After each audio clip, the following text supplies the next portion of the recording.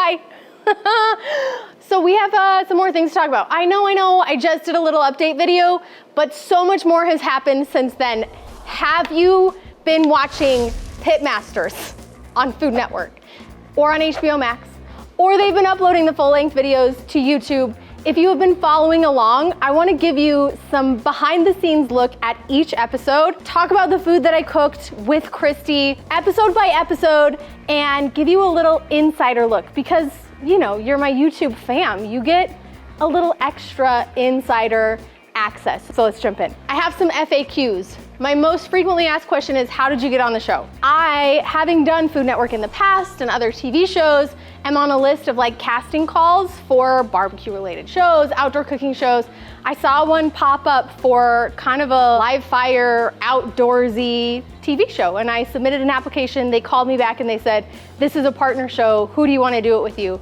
And Christy is the name that came to mind, because if you know Christy Vanover from Girls Can Grill, you know she and I have been friends for over a decade. She's one of the greatest cooks I know. She has competition experience. Plus, I thought it would be so rad to have an all-female team on the show. After rounds and rounds of interviews and submissions, we found out we were cast for the show pretty shortly before we were called to leave. It's actually just a couple of weeks between when you find out you're going to be on a show and when you actually get to head out to the show. My favorite surprise was that I had no idea we were filming in Utah. I live in Utah. I found out we would be filming about 45 minutes away from where I live. So I instantly felt like I had this amazing home field advantage. So we're on the show. Let's talk about episode 1. One thing that I loved about the show is that we were given a lot of time. So they told me in advance so that I knew I would be cooking 6, 8, 10, 12-hour cooks. So I'd have all the time I needed to cook real barbecue. And I think that's one of the differences in this show versus a lot of other barbecue competition shows is the amount of time. So I knew I'd really be able to make food that I was proud of and make food that, you know, was worthy of a 10-hour cook. We could do the big meats. So we planned to do beef ribs. We planned to do pork belly. We did my poblano mac and cheese. Christy made this beautiful charred spinach salad, and we were able to put ourselves on a plate, which I absolutely love. But of course, it's not, you know, a competition cooking show without a little drama. So in each episode, they have a flash burn. The flash burn for episode 1 was to give them a 1-bite challenge. And if you saw, there were so many teams in episode 1. Everybody just got a little, like 30 seconds to 1 minute on camera to talk about what they made.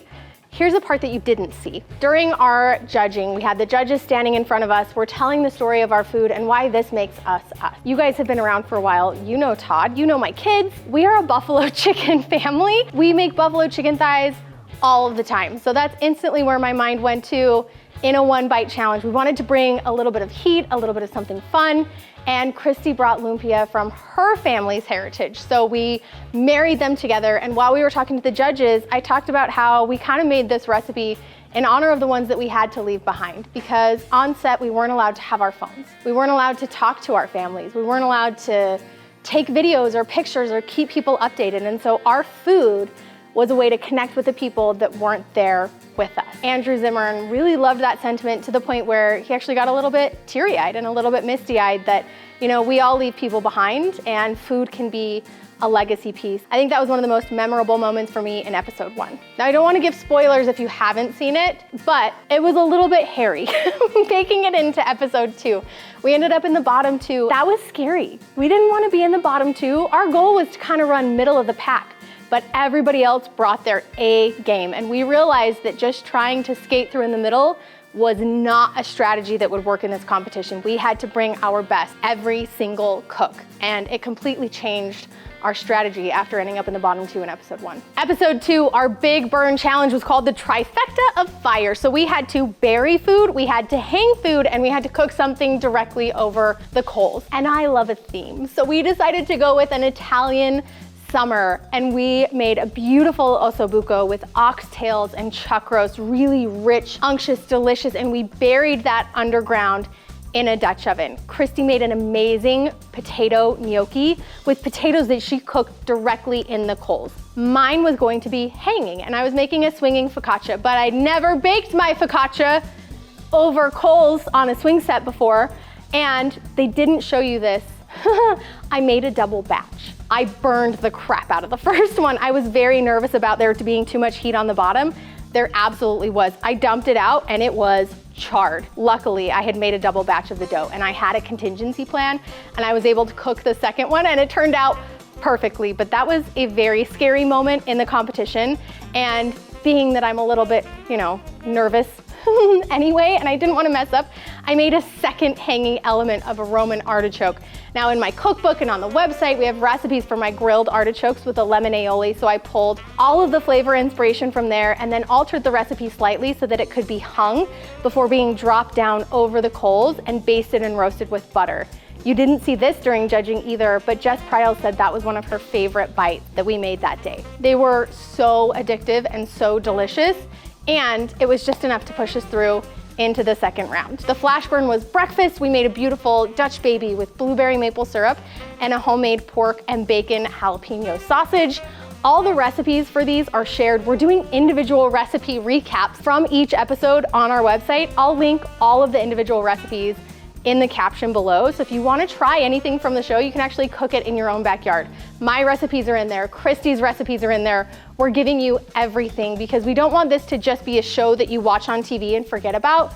We want you to take these recipes, these techniques, and what you see and use them to feed your families. Our Italian summer carried us through to episode 3. We kicked things off immediately after judging with a flash burn. This show is 24 hours a day, no sleep, no breaks. I don't know if you were paying attention, but I have yet to change my clothes. We're going into the third episode, the third long cook, over 48 hours of cooking and recording time, and I have not changed, I have not showered, I am dirty, I am disgusting, I smell terrible, but there's no time to do anything about it because we have a flash burn right now. Super late at night, and we have to cook only vegetables. And I loved this challenge because I think so many times when you think about barbecue or live fire cooking, you think these big, beautiful pieces of meat, but cooking vegetables and cooking sides is a really big part of how I do food. So we made a gorgeous vegetable tart. This is actually a recipe that I cooked for the American Royal as a vegetable turn-in one year, so we had this one in our back pocket, and I was able to throw together a quick pie crust, cook the pie crust in mini cast iron skillets directly in the fire, a lemon ricotta filling, and Christy grilled these gorgeous vegetables, summer squash, eggplants. At this point, some of the teams are fading. We've been awake for so long, but it's time for another big burn. This one is a big one, surf and turf. And I feel like Christy and I are really starting to pick up speed here. Now there's an advantage tied to this cook, and we don't know what that is yet, but I can tell you the competition is fierce and everybody wants it. Christy has a recipe in her back pocket for this beautiful coconut milk broth fish cooked on a plank over an open fire. It's Thai inspired, lots of beautiful flavors. And I said, okay, because we've been doing a little back and forth. She picks a theme, I pick a theme, she picks a recipe, I play off the recipe. And us doing that together is what makes us such a great team.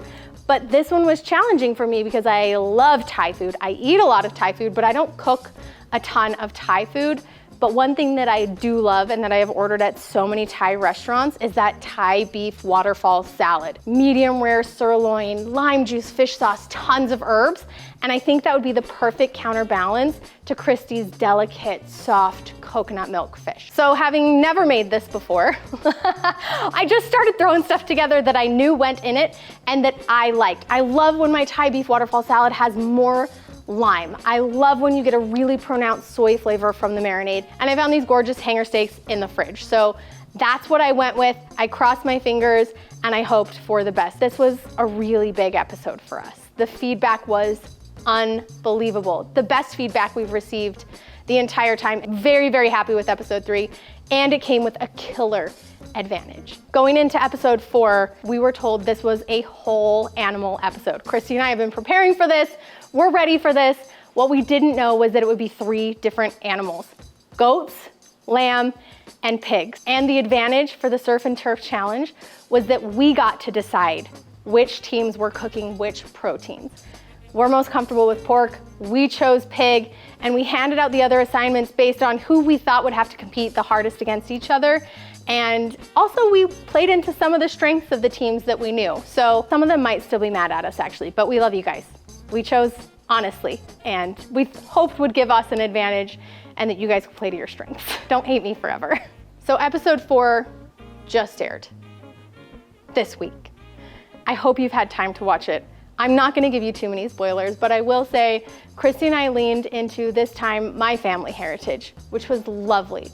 I got to make a German style feast. I pulled recipes from a Christmas meal that we shared with one of my friends who's from Germany, Sophie at Dirndl Kitchen. She has an amazing German food cookbook that we cooked through together. We made a brisket sauerbraten that was absolutely amazing. I was able to adapt that to a pork shoulder. Unreal. We made homemade Käsespätzle. We made red cabbage, all of these things over a live fire. And I felt incredibly tied to my family heritage. Todd lived in Germany for a couple years. We love cooking German food at home. I really felt like I was in the zone and very happy to be able to cook this type of food to feed to the judges. And the flash burn, we wanted to use the whole animal. And we were asked to grind something up to make a sausage. Some of the teams had never made sausage before. In fact, Max and Matt came over and Christy was nice enough to help them figure out how to get their sausage machine running. We're all competitors, but we all want everybody to be competing at their very best. And those are some of the things that you don't get to see on camera. They don't really show you us hanging out behind the scenes. They don't show you the conversations that we have and how we built amazing relationships with our competitors. I think that's probably my favorite thing that I got to take away from Pitmasters so far is the friends that I've made along the way. Every single week it gets harder and harder and harder to lose somebody because these people become a part of your barbecue family. I think that's it for the 4 episodes. Like I said, all of the recipes will be linked from Christy and from me in the description below.